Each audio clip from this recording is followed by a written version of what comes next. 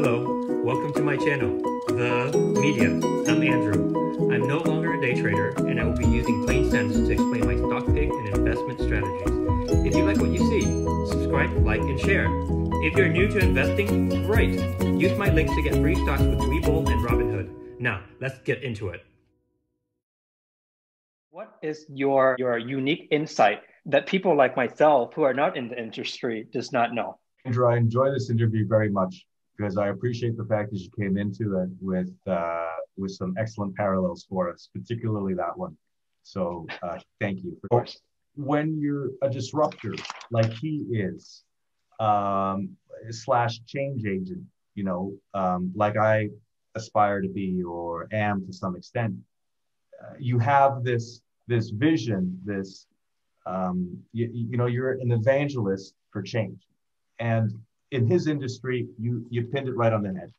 In my industry, we have a change obstacle that we're working through right now.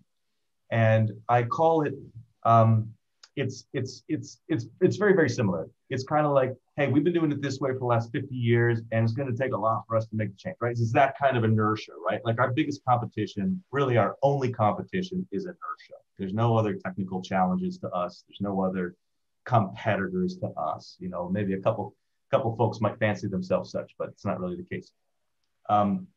So what we need to do is we're working hard to engage the industry and show them, hey, this is the way forward. This will happen.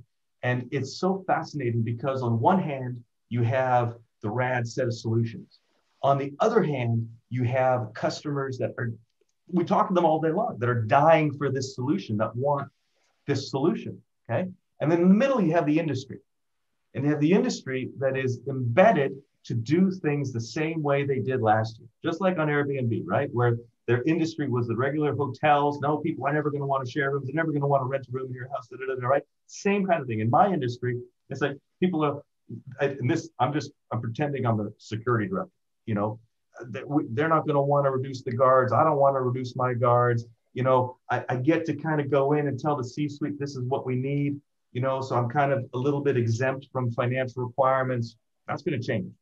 And as it changes, not only are we there to support and enable the change, we're there to give those same security directors and those finance managers better solutions at a better cost. I really feel that we're focused on helping American and Canadian companies be more competitive, bolster the bottom line, reduce expense lines on items that executives hate paying. So I feel we're going to be doing all that. I see us doing that right now. On top of that, because of how we're organized and priced, we further support our dealers by strengthening their relationships with their end customers by bringing in subscription-based technology. So what is our biggest obstacle? Our biggest obstacle is inertia, or kind of, we need to chip away at the curve of adoption by hitting the innovators and getting into the early adopters and the mainstream adopters. With the amount of business that we have right now, we're firmly in that first adoption area, just in the innovator section.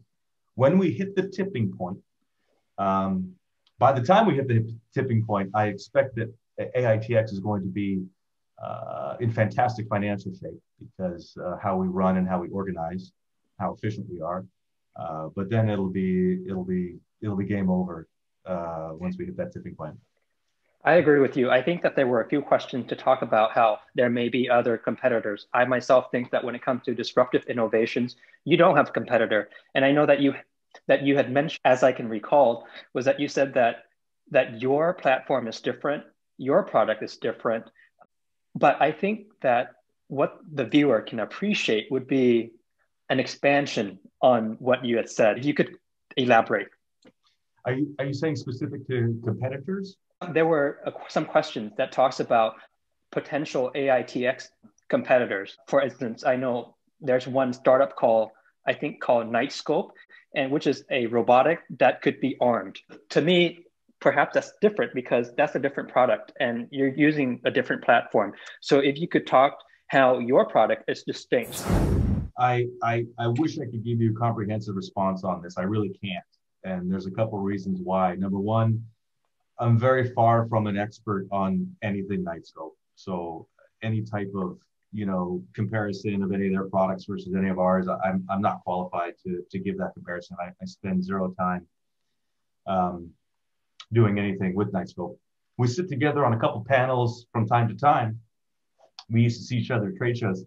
I live in a rad world. I live in a rad and Romeo world. So I can't really talk about that. I don't consider them real competitors because their customers talk to me. And the little I've learned is that they do things a little bit differently, and their offering is different than mine. So beyond that, I'm simply not qualified to tell you why we're better. And I wouldn't even necessarily want to do that kind of comparison, but I couldn't anyway. Very diplomatic answer.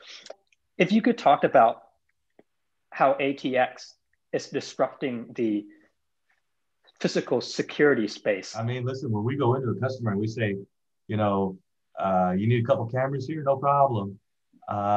We'll have them up in 30 minutes. I'm like, what? How's that where are you gonna run the cables? No cables to run. What about data and access and network? No, we're doing everything on cellular, right? When we start saying these things to customers, their eyes light up. They're like, how do you do this magic? And I'm like, hey, it is kind of magic. We spend a tremendous amount of money making our software work and be bulletproof. So there's a couple areas. Remember the two charts, the two circles with the third one in the middle, right? So on the physical security side, in the traditional sense, you have to run cables to your cameras and have internet and VPN, blah, blah, blah, blah, blah, blah, blah. With ours, you don't. You slap it up on the wall, boom, it works. It's on cellular. There's no software. There's no on-prem equipment. There's nothing to maintain. We're talking to customers right now, including one who is under particular budget stress. I mean, everybody's on under budget stress. It's just how companies are run. But this particular organization is under tremendous budget constraints, and they're looking to reduce man guarding and come in with rad solutions. And one of the key draws of theirs is the fact that there is no IT support required from their IT department. So that's the key way that we're disrupting the physical security industry. On the man guarding side, we're disrupting it by saying to customers, and through the dealers, through our dealer base, saying, hey, this post can be automated. You don't need to have a person sitting here. You're unhappy with them anyway, because it's a difficult job, right? It's a terrible job. Does anybody want to sit in a car overnight, look for bad guys when there's going to be no bad guys coming, or it's very unlikely that there's nothing coming? No, of course not. So that's how we're disrupting that business. But like I said, the guarding companies are our partners. They're fantastic. They understand that change is coming. I've been in meetings with some of the ownership and executive leadership of these different companies, and they've said to me stuff like, Steve, we want to reduce our man guarding labor by 30% over the next 3 years, right? That's a big deal when a company is saying, hey, I'm in the commodity business of moving bodies to posts, but I'm desperate to change that paradigm, bring in technology, and reduce that particular part of my commodity so that I can service my customers better. That's powerful stuff. That's the kind of stuff that, makes me, again, make sacrifices, lead a team through sacrifices, and just thoroughly enjoy this mission that we're on. I definitely see the sacrifices that you've made, because looking at the charts, there have been some tough times that you guys have to plow through. So to me, it speaks about commitment. And I think I can see why a lot of your customers would want your product. If you could speak to us about the future, what do you see the future is for robotic, artificial intelligence, and physical security? Well, I will share with you that I have a very clear vision that has been translated into the AITX roadmap. So you're going to see where I think we're going. But other than that, I got to keep it under my hat, Andrew. I'm sorry. Okay, that's I guess the next question for me is this. From an outsider perspective, when we talk about robotic, when we talk about artificial intelligence, it seems so sci-fi-ish and so advanced and so futuristic that some people might think it's so hard to comprehend. So if you could speak about the receptiveness of this technology in terms of, people, are they going to feel secure that the physical security apparatus is being handled by a robot? Aren't they going to miss that human touch? Yeah, great question. Let me unpack some of that question, because that's a good one. They're all good, Andrew. Don't get me wrong.